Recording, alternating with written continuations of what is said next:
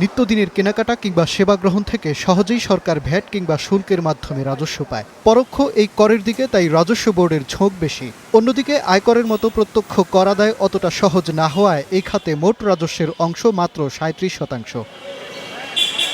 তবে প্রগতিশীল কর ব্যবস্থা নিশ্চিত করতে প্রত্যক্ষ কর বাড়ানোর পরামর্শ আসছে সবসময়। এবার সেই পথে হাঁটতে চাইছে রাজস্ব বোর্ড। তাই আসছে বাজেটে প্রত্যক্ষ কর বাড়াতে সারচার্জের পরিবর্তে সম্পদ কর বসাতে চাচ্ছে এনবিআর।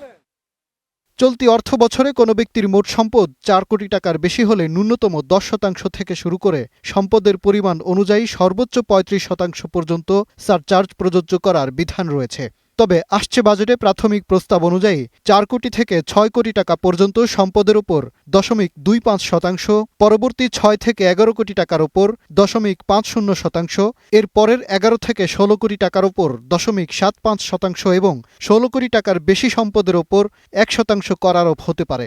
অর্থনীতিবিদরা মনে করছেন, হুটহাট সিদ্ধান্ত না নিয়ে কর নির্ধারণে প্রণয়ন করতে হবে যথাযথ কাঠামো। যেটা গুরুত্বপূর্ণ সেটা হলো এটাকে কীভাবে ডিজাইন করা হচ্ছে, এই আলোচনাটা একেবারেই নাই। সম্পদ করের ক্ষেত্রে দুটো বিষয় খুব গুরুত্বপূর্ণ হয়। একটা হলো যে এটার ভ্যালুয়েশন কেমন হবে, প্রক্রিয়াটা কি আছে এবং এটা বাজার মূল্যের ভিতরে আছেন কিনা। যিনি ৪০ বছর আগে একটা জমি কিনেছেন তার জমির মূল্য এখনকার জমির মূল্যের সাথে কোনোই সম্পর্ক নাই। আর যে এবং দ্বিতীয় হলো সেটা হলো যে আপনি এটাকে সামগ্রিক ব্যবস্থার ভিতরে আনছেন কিনা বাংলাদেশে।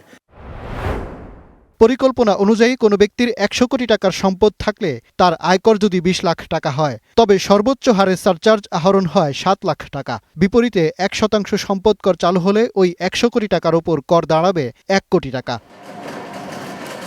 তবে মোট সম্পদের ওপর নয়, বরং সম্পদ বিক্রি করা অর্থাৎ গেইন ট্যাক্স বা মূলধনের মুনাফা থেকে রাজস্ব আহরণ বাড়ানোর পরামর্শ অর্থনীতিবিদদের। আমি যা দিয়ে কিনছি আমি কত গেইন করলাম, ওই গেইন ট্যাক্স হতে পারে। গেইন ট্যাক্স অনেক জায়গায় আছে, সেটা হতে পারে। আর এক্সিস্টিং যে সারচার্জ, যেটা ৩ কোটি টাকার উপরে নেট ওয়ার্থ থাকলে যে ট্যাক্সটা তার 10% দিতে হয়, আমার মনে হয় সেটাই তো মানে মোটামুটি একটা প্রচলিত ধারার মধ্যে ছিল। মাজহার মাহবুব, স্টার নিউজ, ঢাকা।